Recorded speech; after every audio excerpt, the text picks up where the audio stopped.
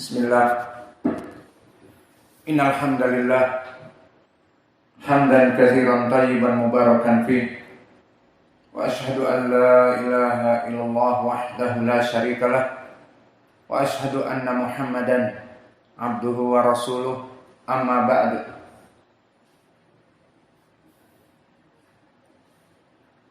Qala al-Baiquni rahimahullah fi mandumatihi wa ma ata mudallisan naw'an al-awalu al-isqatu li syekh wa an yanqul amman fawqahu bi an wa an wa thani la yusqituhu lakin yasif awsafahu bima bihi la yan'arif. Fa hadha tadlis alladhi dzakarahu al-muallif min salasati anwa. Fatadlis al-ammah, tadlis yang bersifat umum dari pembagian tadlis isnad, tadlis as-suyukh, tadlis at-taswiyah yang kita akan mulai masuk kepadanya. Intinya tadlis adalah iham wa ta'miyah wa tagtiyah minal mudallis ala sami'.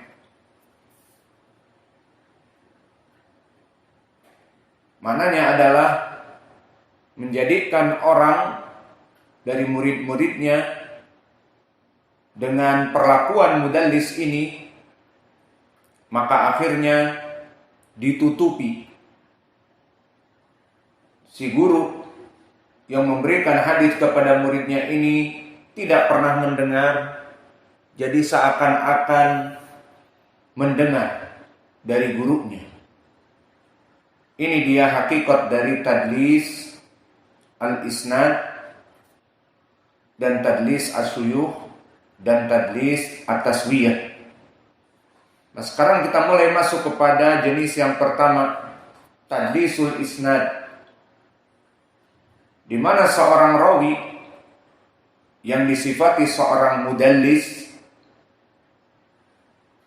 memberikan riwayat kepada gurunya, tawahhama annahu sami'a min syaikhihi, di mana dia itu membuat waham, membuat murid-muridnya itu seakan-akan gurunya ini mendengar dari gurunya, gurunya mendengar dari guru-gurunya. Walaisat sharihah bisima, yang alamatnya dia mendatangkan alamat-alamat yang tidak sharih. Maka para mudallisin di sini biasanya memberikan lafaz-lafaz yang tidak sharih kepada gurunya, seperti qala, an, au lafaz yang ketiga dzakara fulan. Maka lafaz-lafaz qala atau an atau dzakara fulan, seperti contohnya misalnya orang-orang mudallisin Baqiyah Ibnul Walid, dan juga misalnya Ibnu Juraij, dan juga Abu Ishaq, dan Al-A'mash, dan Qatadah. Mereka mengatakan qala atau an atau dzakara fulan. Maka lafaz-lafaz ini adalah lafaz yang ihtimalat, diberikan lafaz yang bisa dia mendengar dari gurunya atau tidak. Inilah permainan orang-orang mudallisin. Namun jika dia meriwayatkan dengan lafaz seperti yang sharih, sami'tu, aku mendengar dari fulan guruku, atau haddatsani, meriwayatkan kepadaku guruku, atau dzakara lana, ini juga masuk kepada sharih telah menyebutkan kepada kami, atau bahkan qala lana dengan tambahan lana, telah mengatakan kepada kami. Maka lafaz-lafaz qala lana, dzakara lana, sami'tu, hadatsani, akhbarani,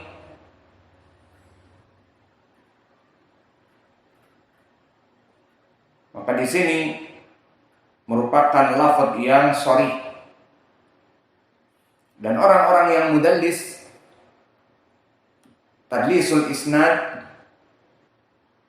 maka mereka yang menjadikan di dalam sanad itu sebetulnya dia tidak mendengar dari gurunya, namun dia menjadikan seakan-akan didengar dari gurunya, padahal tidak mendengar.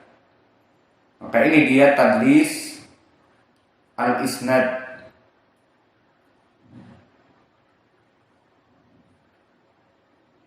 Maka tadlis al-isnad dan tadlis as-suyuh, keduanya hampir sama. Karena makna dari tadlisul isnad adalah dia tidak mendengar dari guru, dan begitu pun tadlisus suyuh, dia sama-sama tidak mendengar dari gurunya.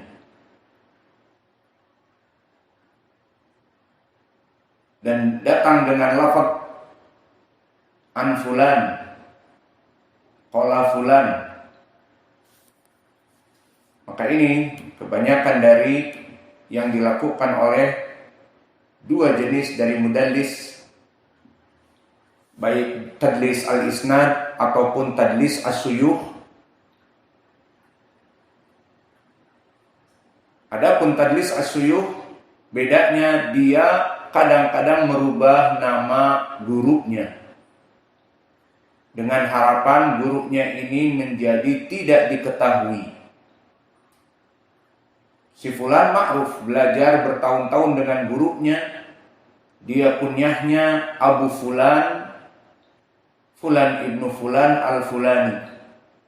Kemudian dia merubah dari kunyahnya dan merubah dari nama yang terkenal digantikan dengan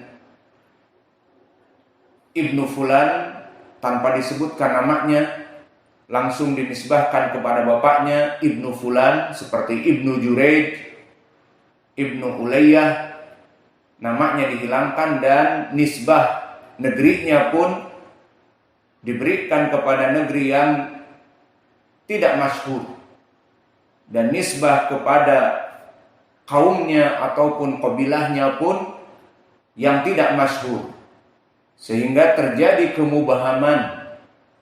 Para muhaddisin tidak mengetahui orang yang disebutkan oleh mudallis ini dari syekhnya. Agar apa? Agar tidak diketahui syekhnya. Lalu kenapa berlaku yang demikian? Karena dia masyhur mendengar dari fulan ibnu fulan dari guru-gurunya. Maka jika dia mengibhamkan, membuat orang kabur kepada pengetahuan gurunya, maka bisa jadi dia mendengar juga dari fulan tersebut, padahal tidak mendengar. Itu dari tujuan tadlis as-suyuh. Dan juga dari tujuan tadlis as-suyuh, kathratu as-suyuh. Jika dia syekhnya sedikit, selalu meriwayatkan an fulan, maka dia merasa malu. Akhirnya dirubahlah gurunya ini kunyahnya, anaknya banyak laki-laki, yang masyhur misalnya Abu Hudzaifah diganti jadi Abu Abdurrahman, kadang-kadang diganti jadi Abu Muhammad, kadang-kadang diganti jadi Abu Abdullah, padahal dia sama saja. Misalnya seperti itu. Maka ini contoh dari tadlis as-suyuh dan tadlis al-isnad. Dan sekarang setelah kita mengetahui tentang permasalahan gambaran tadlis as-suyuh dan tadlis al-isnad, di mana seorang mudallis datang dengan lafaz yang tidak sharih, qala, an, maka dengan maksud tadi bahwa dia tidak mendengar dari gurunya agar dikira mendengar, inilah perbuatan dari at-tadlis di dalam sanad. Kemudian pertanyaan yang besar di sini, apakah semua orang yang disifati dia mudallis, tukang berbuat tadlis, kemudian kita berhenti dari khobarnya? Karena di dalam ilmu mustalah yang kita pelajari sekarang, dari jenis-jenis hadis yang dhaif, yang ditinggalkan dengan alasan tidak bersambung, sanadnya adalah periwayatan mudallisin, yang kami sebutkan tadi dari tadlis al-isnad ataupun dari tadlis as-suyukh. Maka mudallis ini memberikan riwayat-riwayat yang bersifat umum, yang dipikir oleh muridnya itu dia mendengar dari gurunya padahal tidak mendengar.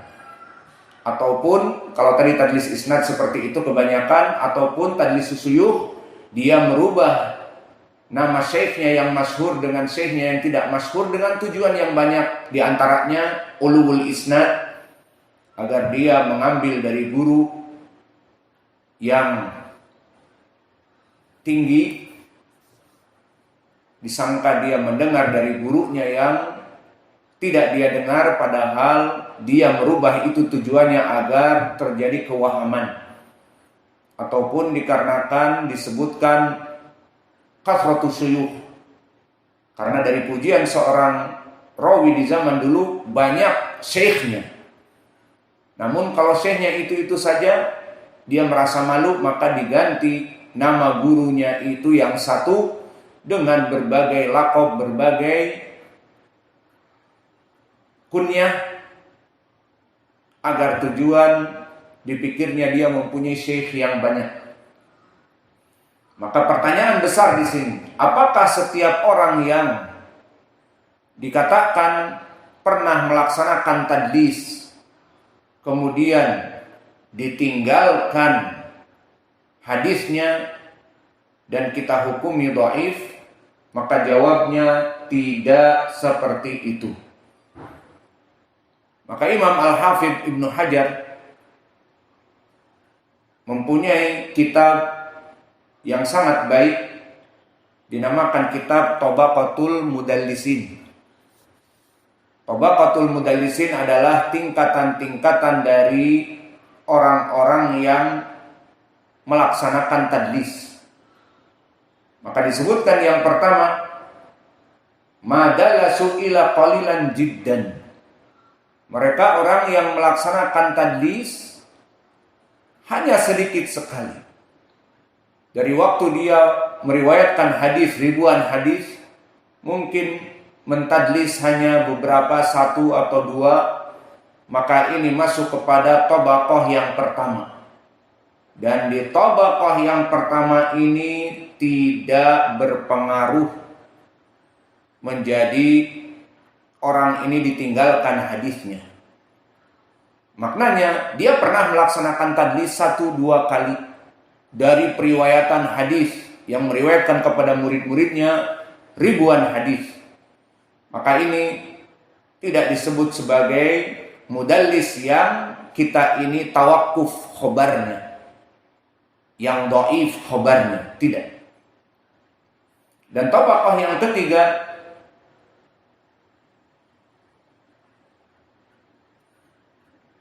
adalah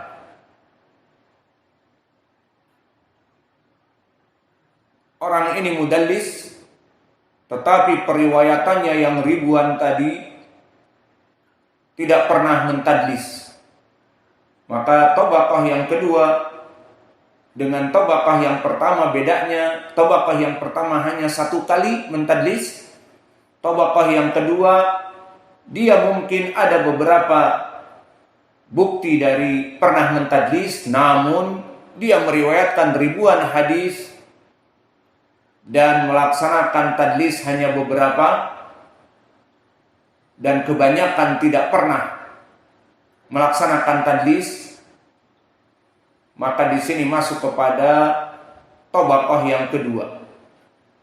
Maka di tabaqah yang kedua dia bisa jadi lebih banyak dari yang pertama. Namun dari ribuan hadis dia meriwayatkan kepada muridnya tidak ada tadlis terbukti, namun pernah terbukti beberapa kali, maka di sini juga tidak ditinggalkan. Kemudian tabaqah yang ketiga dan tabaqah yang keempat, maka ditinggal dari tadlisnya, ditinggal anak-anaknya. Yang ketiga dan yang keempat. Dan yang kelima, dia mudallis dan dia dhaif. Jadi barang ditinggal periwayatannya karenaan. Dan jika dia melaksanakan tasrih kepada gurunya pun tetap ditinggal dari segi hafalannya memang rusak. Maka inilah pembagian secara umum yang dilakukan oleh Al-Hafidh Ibnu Hajar. Maka kita masuk kembali. Pembagian yang pertama disebutkan man la yusafu bida